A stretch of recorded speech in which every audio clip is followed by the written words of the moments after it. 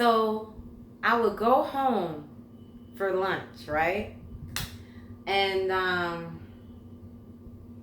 got to where I started skipping school in 5th grade because I used to be so stressed out as a kid. I'm going to this zoo of a school where the teacher's attacking me with the kids because I'm sitting there like this. So they thinking I think I'm better than them, and I'm not. It's just chaos. The kids are running around, they hurting each other, they sitting there pushing each other where you can't breathe and fainting because the teacher leaving the class a lot. The teacher not teaching us. She just giving us the book. I got where I figured out the answers was in the back of the book. Learned how to cheat on a whole nother level because I hated it there. And I didn't even want to give it energy. Now I'm going home for lunch. I'm eating, and my dad, my parents, they work all day. I know my father, he would come home for a minute and go back to work. So I would just hide sometime until he leave under the bed and be chilling. So I've been skipping school since 5th grade, okay? So in the midst of that, my father would still beat my mother all night. I mean, it got so bad when he got on drugs that, like, literally, I would be in the room hiding and crying. And my dad had got so delusional. He took me in the backyard one day and was like shooting the gun in the air and put it in my hand. And I was in the 6th grade then, I think. And he was like, if somebody come in the house, Poom Poom, because he called me Poom Poom, you shoot him. And I was sitting there like, I'm scared. So he would leave a 45 on my dresser in my bedroom because I would be home by myself so much. And he didn't realize that I used to have to pray not to shoot him because he would be so violent and the angels would be holding me back so much from killing him. Because like he would beat her and I would call the police at night. And I'd be on the phone and I sound like a little kid. And they wouldn't come. They didn't believe me because they would call back the house. And my dad would be like, my mother could be on the floor bleeding. He bust her head open so many times, her eye bleeding. He bust her in the head with steel plates and pots and oh my God. So I would call the police and they wouldn't come because he had answered the phone and he'd be like, oh no, hey, oh, nothing going on here. Oh no, that's just my little daughter. She be playing on the phone. I apologize for that. And he would hang up and he wouldn't come in my room and attack me for calling the police. He just started back, that demon inside of him would just start back, just, oh my God. And then after he beat her to where she passed out unconscious, he would call me out and tell me, come get your mama. You come get your mama.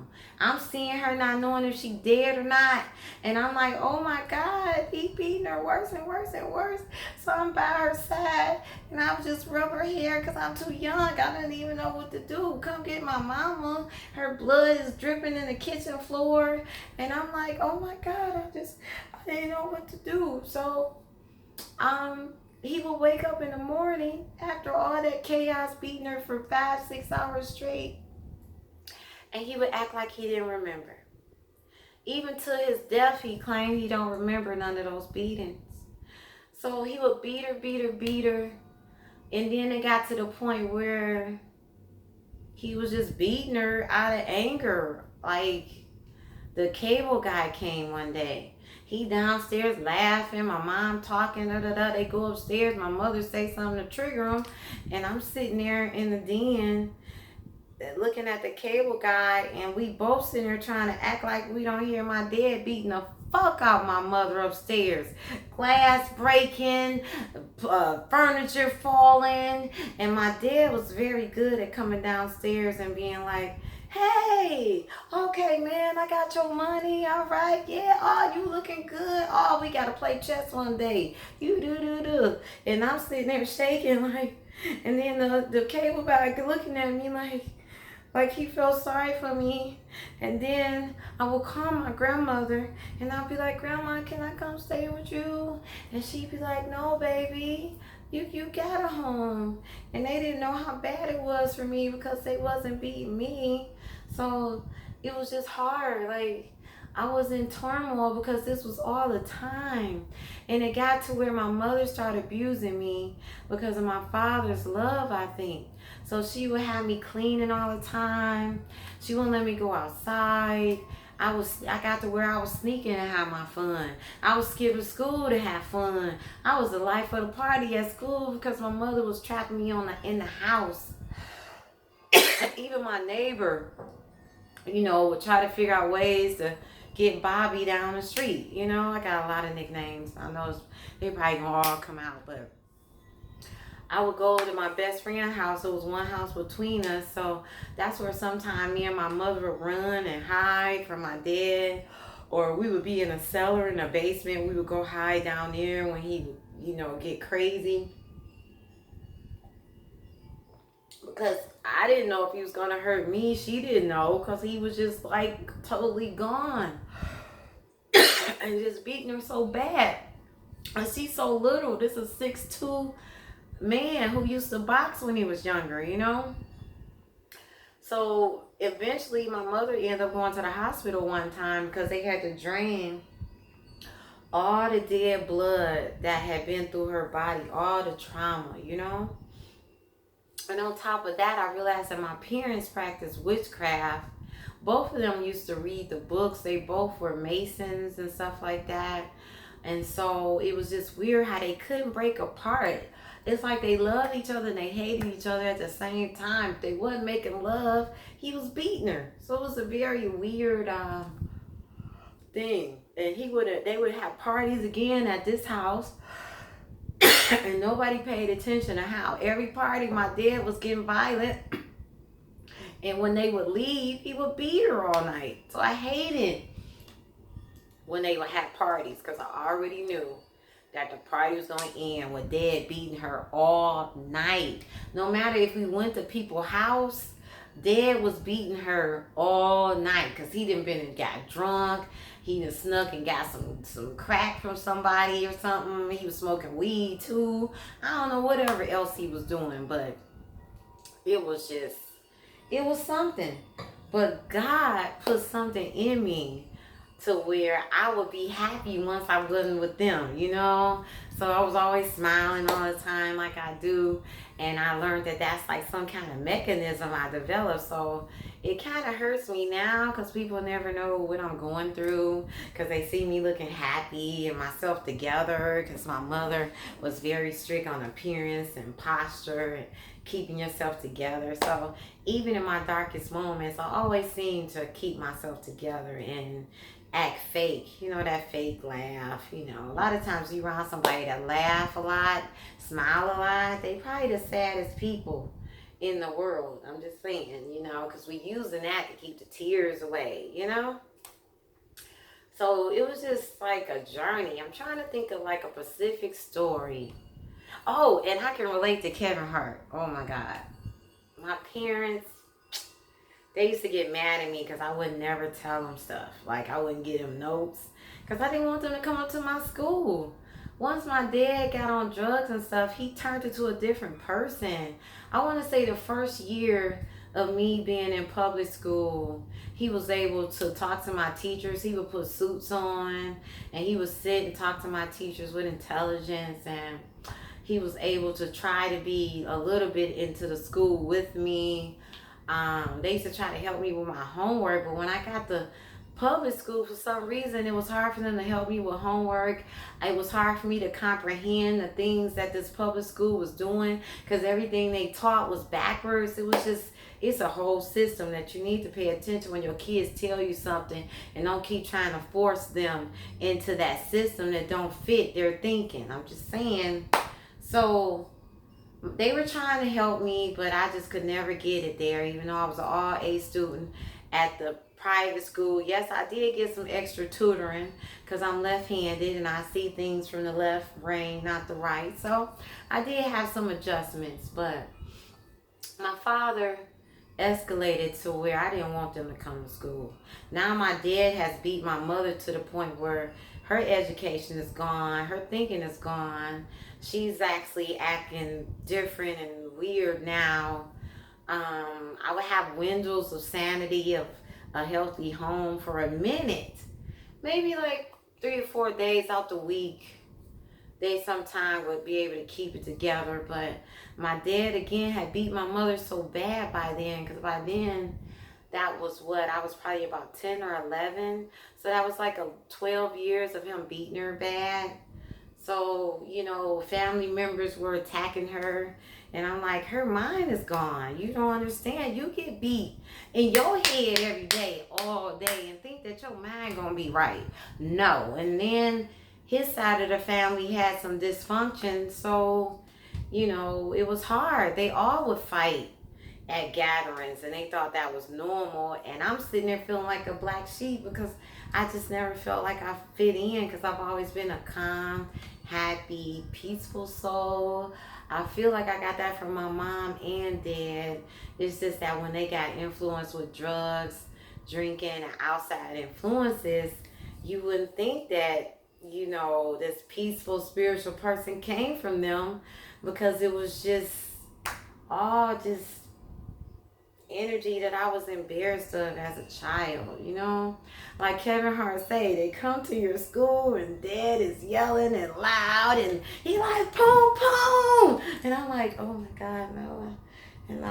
And I remember that I always, like I say, been a self-absorbed child, because I had to block things out. So I was popular in school, which was really weird. At this public school, I was popular. I used to let all the girls play in my hair, because I got really nice hair. This is my hair, even though I cut it off, so it's growing back. But this was my hair. It's kind of curly, nappy.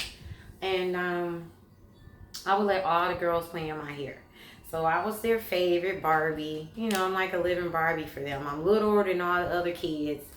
So I used to just let them play in my hair and do little stuff to me all day. And so I was like very popular. And I was always very giving, because my dad would give me $10 a day as a kid. That's a lot of money, I wish I had it saved up. I wasn't thinking. So I would go to the penny candy store and buy tons of candy. I'm giving the teachers candy, the kids candy. And then I started getting selfish, like, look, y'all got to buy this. So then I became the kid. I'm slanging in school. What you doing? Hey, you want some sugar? I got so bad I had Kool-Aid in a bag with sugar. 10 cents for a handful. Because there was so many kids used to be coming to eat my candy, because they know I used to always have the candy. I got the boom box at recess. If I didn't go home to eat, then I would stay at recess and I let people have some of my candy, or they buy my candy, got my music. I mean, I was just popular. And then that's when Luke came out, and my world changed too, because I went from being a virgin to a whore. Like I was still a virgin, but now the little boys in 8th grade calling me a whore because they listening to these songs that they put on the radio that children shouldn't be listening to. So now it's like even more of a shock for me at this public school, because the boys now everybody's into sex now, because they're listening to Luke Skywalker. And so, it's a little girl in my class. I'm thinking something was wrong with her, because I still was kind of sheltered. Because again, I blocked everything out. So I thought something was wrong with her, because her stomach was swollen. Because her stomach had been swollen in 6th grade too. And I didn't know that this girl had a baby in 6th grade and in 8th grade. And that's what I was around. And I wasn't used to that. I mean, such dysfunction. So I was just trying to cope with all this adult stuff around me, and I didn't want it. I love being innocent. My dad, he and my mom, even though they were in that energy, they tried to keep me away. And my best friend mom too would take us to church, and we would pray. And I remember one time me and my best friend stole something, and we felt so guilty that we didn't even play with it. I mean, because we were just such good kids. And so, like the school thing, when my father would come up there, it would just be so embarrassing to me, because I was popular. Everybody loved me. The teachers did whatever I say, because I would give them things all the time. Candy, apples. I was just a giving kid, because my dad would give me all the stuff all the time. He would give me the best of everything. Even though he was he had started doing crack, he still was in the cab. So he would give me money before he wasted his money. In the early part of the day, he would give me money. And like Christmas still was good for a long time. Christmas was still good. Dad, he fought to love me. And I feel like angels had something on me because he would be just, his eyes would turn red when he would be, in that drug state. And he would come in the house and I would instantly go hide. I would get under my bed or I would go in the closet. And not that he hit me, but sometimes he would come in the room and I hated this. Ugh. He would sit in the chair next to my bed thinking he being a good dad while he had. Hey, Poom Poom, I just want to talk to you. And everything my dad said sound dumb because he was high. So even when I was a little baby, he was drunk. And I used to think he was stupid even as a baby. He would be trying to feed me and I see his hands dirty. He used to call me picky because I was always doing this and. Because my dad would do stupid things when he was high and drunk. I actually thought he was retarded. I didn't realize he was high for a long time because I'm a kid. So I don't know what high and drunk is. I just think my dad is slow-minded. So I never really listened to my dad. And I missed out on a lot of things that my dad wanted for me because of that. I thought he was slow. I thought something was wrong with him because I didn't know that he was drugged up and high. I'm a kid. I really didn't connect that. I'm a baby, And it's just sad that I see people in the world today putting grown-ass thinking in a kid. Just because a kid has a good vocabulary and can tell you a few things. They haven't lived life. Don't give them the whole life in one day. Don't let them see men coming in and out the house. And the one thing my mother did instill in me is don't have men come in and out the house. She used to always tell me, I'm going through this for you.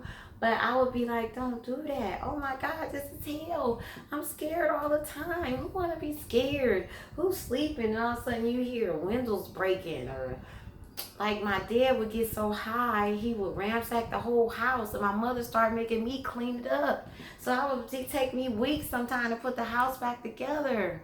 And I had a family member recently who saw the house after I was grown, because they did this all the way near till my dad died. And I was their caregiver trying to be there for them, but that's a whole nother story. But we gonna do series. But this is just when I was in middle school. Middle school was a journey and it was hard because you're embarrassed by your parents. You don't really understand them because they're drunk and high all the time. They got the nerves to be talking to you. Children are very intelligent, and so when they look at you, because God puts common sense inside of everyone, you the one that breaks children. You break children's common sense a lot of times because you don't keep leading them the right way. So this is what my parents was doing. They was trying to lead me while they were drunk and high. And I'm just like, whatever. I do whatever I want. I'm skipping school. I got where I was forging report cards because I needed a break. I was so tired and stressed as a kid. I'm at school and this and they just, it was just hard. And then my grandparents and my uncles and stuff, they were using drugs too and drinking. So they didn't really understand what's going on. They were in the vibration of fighting too. I'm at a dinner, they fighting after. They think it's normal. So I really was in a dysfunction but love at the same time. My Aunt Betty, she was a shelter for me. She was love for me. My Aunt Donna, my Aunt Marilyn, they and my grandmother, they would give me peace. They would come pick me up. As long as it wasn't a big group gathering, they didn't fight. It was like a balanced home. For some reason, when all the kids got together on my father's side, it would turn violent. But alone, they had beautiful homes and good jobs, and they loved me.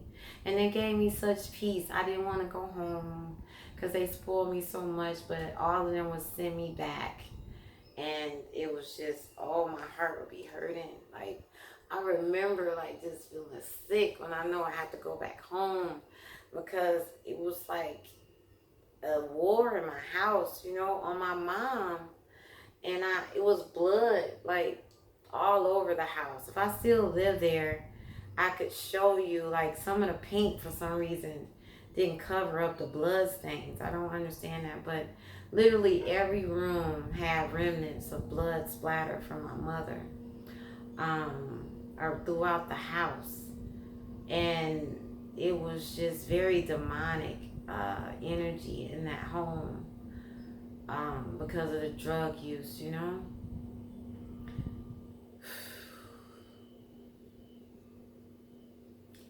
I'm sorry. I mean, that was... So even as an adult, I just recently finally stopped having war flashbacks of growing up because of, you know, you be comfortable and you don't know when the war is going to happen. You don't know when you're going to come out the room and your mother's laying on the floor bleeding. My dad had got so high and delusional that he would beat her, and then I could hear him raping her while she's bleeding and having a black eye. He would rape her. And later in years, I found out that came from the war. They would rape the women over there. That was a common practice in the Vietnam War, for the soldiers to rape the women. So my father would even joke and say, you probably have a bunch of brothers and sisters over there. So I prayed for my father, and out of anger I told somebody my father was in hell, but he was in hell in the mind. You know, there's no such thing as hell, long as you forgive yourself and don't keep repeating your mistakes.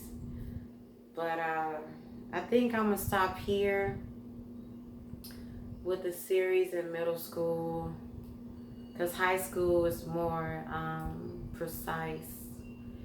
Even middle school was, I think I blocked some things because it was just so painful every day for me. And I just thank God for my best friend, Mom, who was there to give me shelter, help me with my spiritual guidance, because she was a preacher. And just helped me have God in my life as a child. I got like one more thing to say before I stop. So I think that really saved me was being a spiritual child. I would talk to my dad, which I call God Daddy, and I would ask Daddy for things, and Daddy would manifest for me so quickly. That's why I'm always talking about manifestations on my channel, because as a child I've been manifesting from a child, because God can't be that evil. If he knows that I'm in the midst of hell, he made heaven around me all the time. And I was just appreciating how much people love me. And like I say, at school, I would sit at a table by myself, and almost the whole school would come and sit with me and be like, Barbie, Barbie, like they just really love me, you know. So God, he is the one that put so much happiness in my soul, because he made sure that I had love surrounding me. He made sure that my dad couldn't hurt me, and all he could do was give me love, even though he hurt my mom so bad. And so I would be on the bed at night talking to Daddy God, and he would take pain away from me. He would make me giggle after my dad would be beating my mother. I would find something like my teddy bears, because I used to have these teddy bear parties. And so, because I used to be locked in my room a lot, and I had everything. So I would like take my dinner and put it in my little kitchen, and, you know, act like I'm cooking, and have teddy bear tea parties and line them up. And they got the feeling like they were real, because I would look forward to coming home to my tea parties and stuff, because I really didn't like the kids. They used to just like me, and it was so weird. The kids love me, and I used to be like, oh.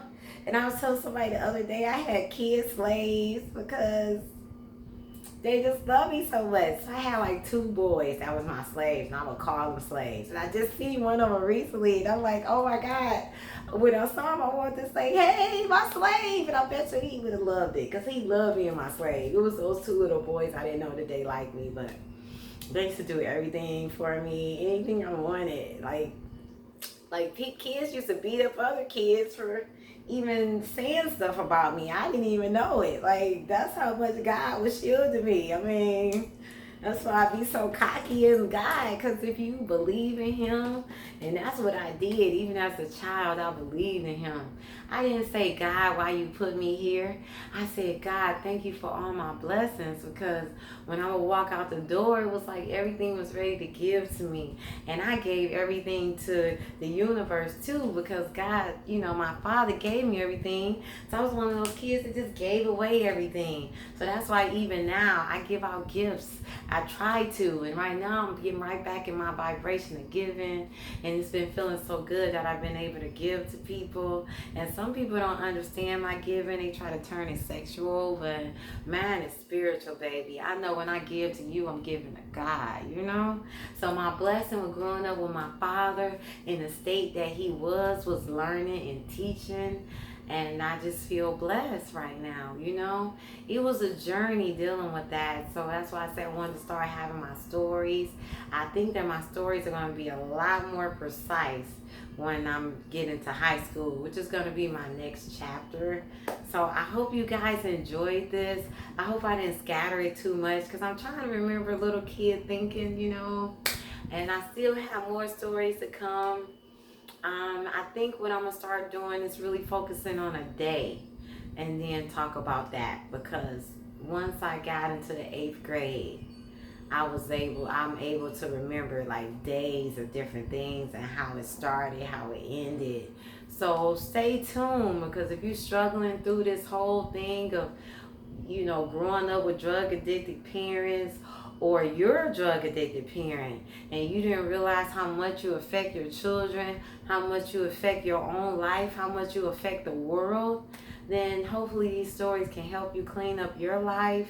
I recently stopped drinking and smoking because I had started doing it because my son passed, and I thought I needed it to cope. But I'm realizing that drugs is never the answer, even if it's legal. And I'm hoping that my stories will be a blessing and a help to the children that are out here screaming for help, screaming for love. And know that I love you. And I hope that you're sending me love too. And please like, share, and subscribe so we can heal the world and again help the children. Mwah.